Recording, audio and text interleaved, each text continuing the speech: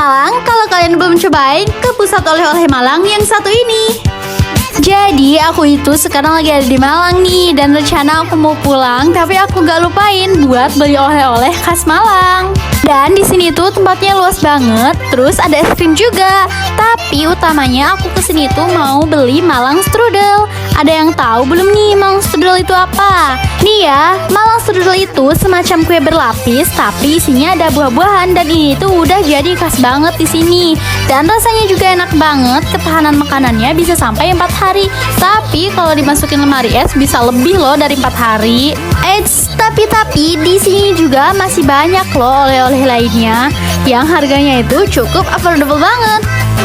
Dan aku salpok nih sama kalung cantik kayak gini, kayak dari kayu gitu, lucu deh. Nah, kalau kalian ke Malang jangan lupa ya beli oleh-oleh di sini, karena belum ke Malang kalau belum ke Malang Strudel. Cabangnya juga sudah tersebar di beberapa daerah ya.